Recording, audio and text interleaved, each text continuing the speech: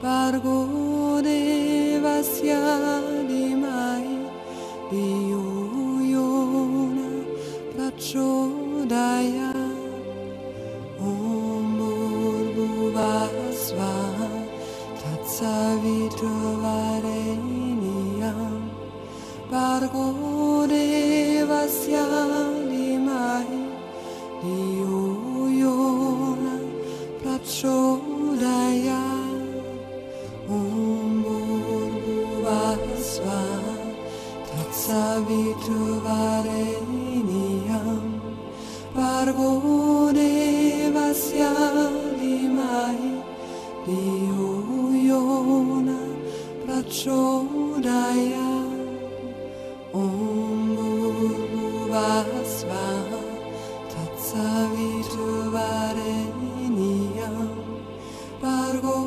devasya dimai diyuyona prachodaya.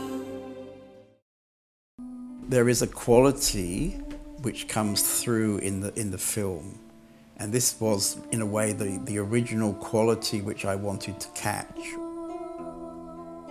which is the energy of the masters, the light of the masters, the aura of the masters. Because when you watch the film, you're watching truth being spoken.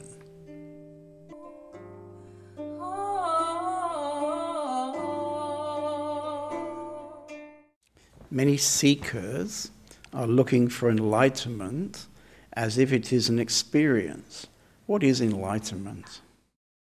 Sometimes we use words that can point at what really cannot be said in words.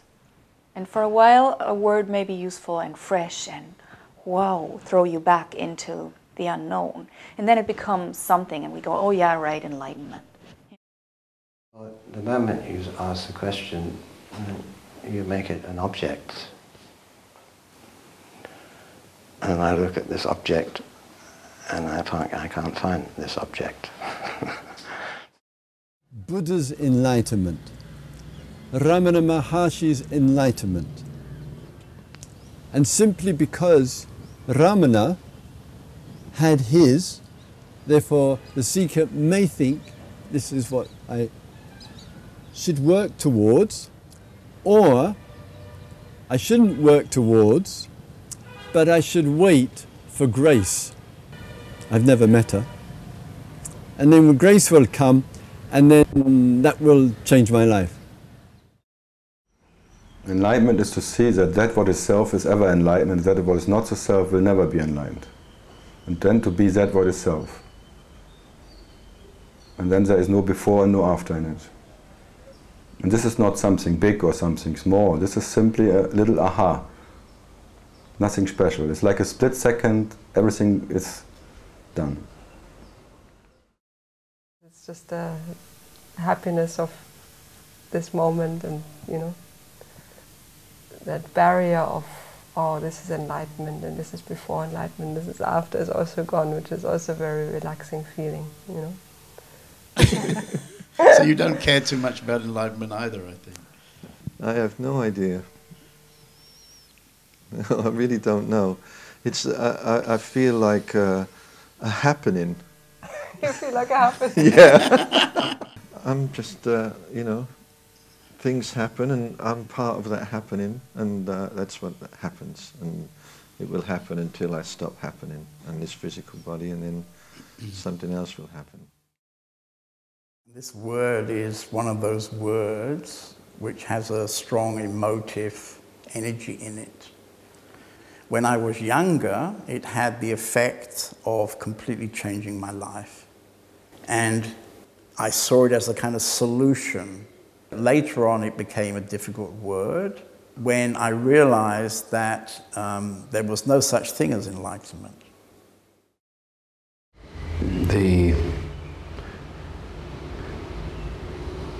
complete marriage between the absolute and the relative.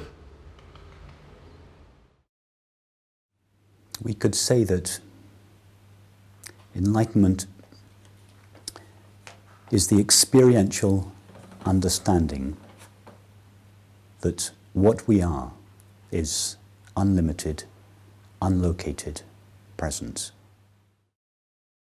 There is no such thing as personal enlightenment. Enlightenment is simply the end of the person. The problem for the seeker is that they think they have to find something else. So they look for states. They look for states of peace or whatever they think enlightenment is. For most seekers, the belief is that the enlightenment is like a spiritual lottery. If they win it, then their whole life will then be free of suffering and everything will be wonderful and everybody will love them and all this sort of nonsense.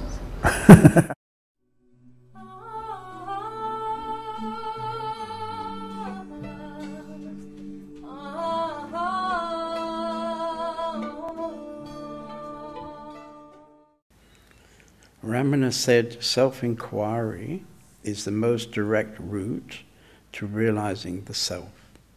What do you say about self-enquiry and how to conduct self-enquiry? It is so valuable to come to know whom I. For me, as a meditator, when I hear it on the path, that I should ask myself whom I was not interested. Only if I came to Punjaji, everybody whom I, okay, Dolano. Then if everybody asks whom I, let's find out whom I, okay, what to do, isn't it? So when I came to know whom I was so surprised. It made all the difference. You know, a meditator can't really come to know whom I'm in total agreement with Ramana's words. It is the most unsparing tool, instrument, practice, if you may say, for blowing the cover and exposing that the ego, the feeling of I, based upon the idea that I'm the body-mind, is a complete fake. I say it is as quick as looking in the mirror and seeing one's reflection. The mirror doesn't give an opinion. It doesn't tell you, please wait, I'm too busy.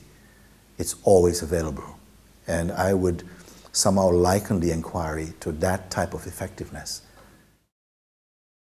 If you keep talking and saying, what am I, there is no room for the answer. You are always projecting your own stuff. So really, the important element of the self-inquiry is not the question, what am I, being asked, but rather the listening to the answer. So it could be said that the question, what am I, it would be enough to ask it once, and then to listen to the answer. And then our life, in all its details, our daily life, then becomes the listening to the answer, you see?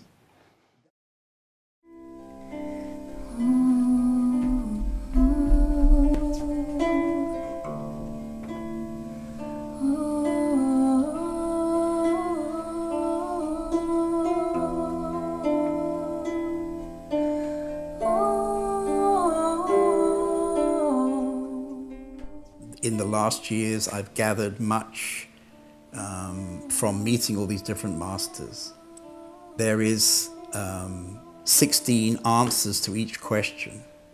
But if I read through the book or I look at the film, there is a kind of thread that goes through the whole book, which is like the teaching, I would say, you know, like the teaching. And this, the teaching, has definitely influenced some aspects of what I would share with people.